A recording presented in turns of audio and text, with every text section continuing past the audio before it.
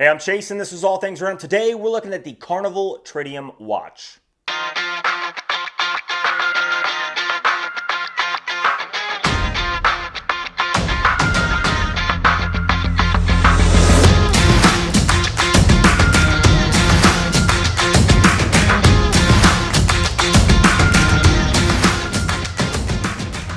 Now, if you guys aren't following me on Instagram, I am at All Things Random over on Instagram, and I do post sort of what I'm going to be reviewing throughout my timeline. I also take a bunch of photographs of the watches I'm wearing, so if you guys are interested, head over to Instagram and follow me there. Now, today we're looking at the Carnival Tritium. Let's just flip the camera around and dive right into the review.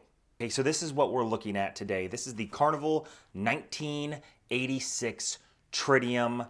Now, I don't know exactly what the sort of name for the watch is. It's sort of like a field watch, sort of like a dress watch. We'll hop into it. You can make a decision on your own. I'll leave a link down in the description where I got it. Now, I got this straight from China. I ordered it off of eBay. You can find Carnival watches on Amazon, but you can't find the Tritium watch on Amazon. Now, I haven't decided if I'm going to sell this or not. Keep a lookout for my eBay account in the description. I may sell it, I may not. Not a big fan of the bracelet. We'll get into that. I'm going to replace it with a different strap and see if I like it. But the Tritium really surprised me. So let's just go ahead and unbox this. Of course, I have unboxed it already, and I did wear it last night. I'm not going to lie to you, but this is the package that it comes in. The package is actually relatively nice for this watch. The price point was $76 with free shipping. You can see right here that it does have a quartz movement as it ticks away. And overall, I think the presentation of this watch when I first saw it is very positive. I'm actually very happy with the way this thing looks. Now, it does come in a black dial, and it does come in a white dial, and it does come with different style tritium tubes. The one that I got is the black dial with blue tritium around the outside. T25 Tritium has blue T25 Tritium on the hands. It has a sort of orange color tritium at the 12 o'clock, so you can distinguish between the 12 and everything else. Let's take it off the pillow.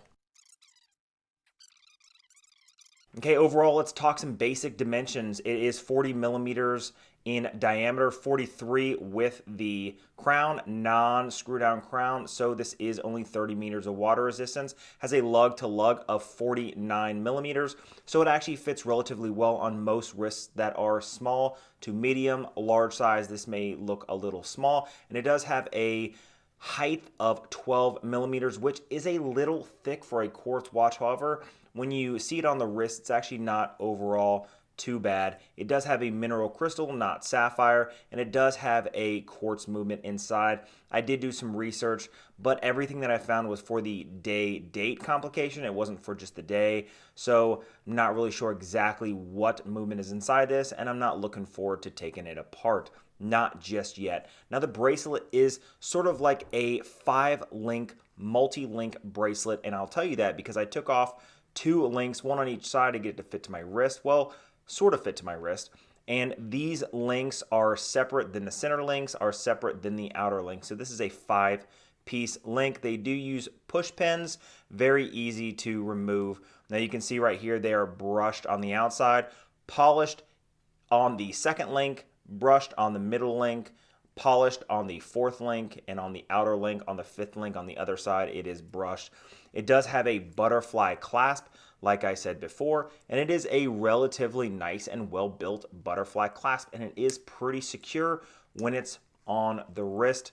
It does have this screw-down case back, still has the sticker on it, haven't taken it off just yet. Now, let's talk about the overall appeal of this watch. Now, the appeal is that it has tritium tubes and it looks relatively nice. I'll be honest, I'm glad I picked the black dial because I believe the black dial will fit with most outfits or in most situations a lot better than the white dial. And what really appeals to me about the watch is the tritium. But before that, let's talk about functionality. Again, not screw down, pull it once and it allows you to rotate through the date as it should, and then pull it again, and just like anything else, stops the second hand and it allows you to set the time. Basic overall functions. However, Some people like to see this. Now the case finishing is brushed on the side with a polished bezel around that mineral crystal. And generally, I mean, it's overall nice. It does have a polished lip right here with a brushed finishing at the top. Honestly, this watch feels far more expensive than what it is. And you know what? I think the value is in both the dial and the value is also in the tritium. Let's take a closer look. Now, like I've talked about in the past, the devil is in the details, and this dial is laid out very nicely. Even the printing on the dial is really nice, crisp, and clear. Even going in closer, you can see that the printing is very nice, crisp, and clear, even better than the $600 replica Rolex I just reviewed. I mean, honestly, overall, even if you look at the detail in the hands, which there's hardly any other than those gas tritium tubes, everything is finished quite nicely on this watch. Far better than I would even have imagined for a watch that cost under $80.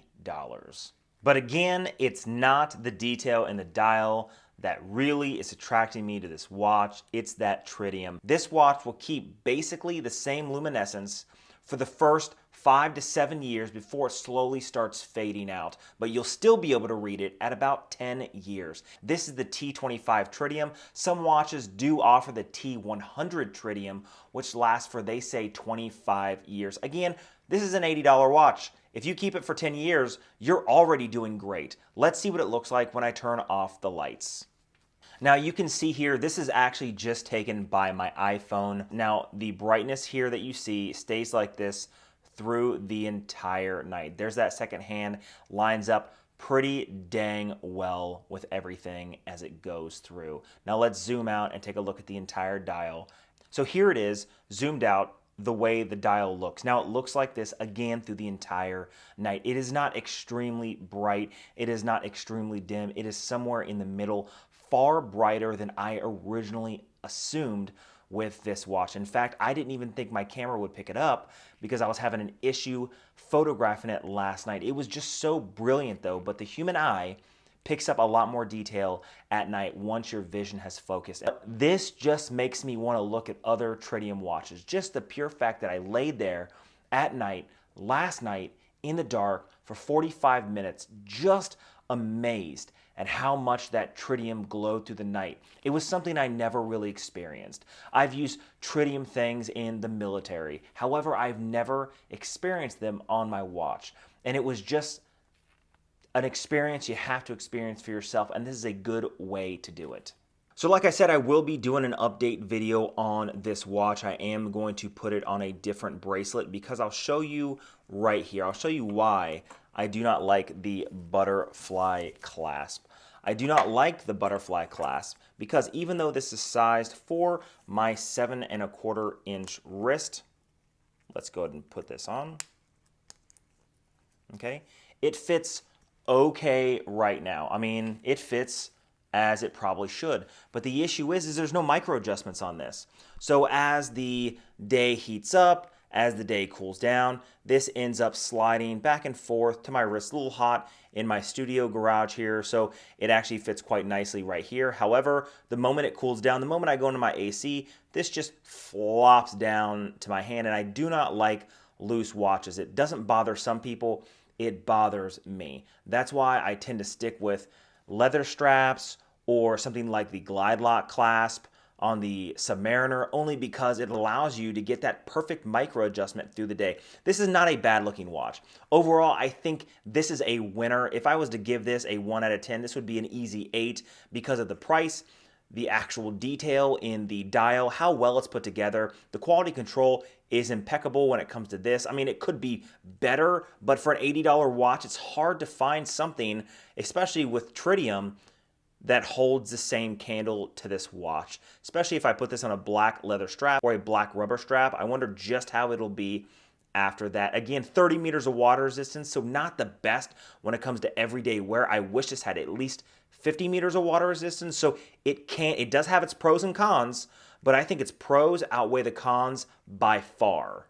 Now, all in all, like I said, not a bad watch. Not sure if I'm going to sell it yet. I am going to put it on a different strap and see if I like it more. I'm just not a big fan of those butterfly clasp on steel bracelets. I just do not like it. I don't like the fact they don't have any micro adjustment. So that's a downside for me, but I always put them on a different strap to see if it changes the character, sort of like my Pagani design Daytona. Now, if you like videos like this, hit that subscribe button down below. Leave a comment of the content you guys would like to see on this channel. I got a lot of videos coming up in the future, so make sure you hit that notification bell so you guys can be notified when I drop my next video. Until next time.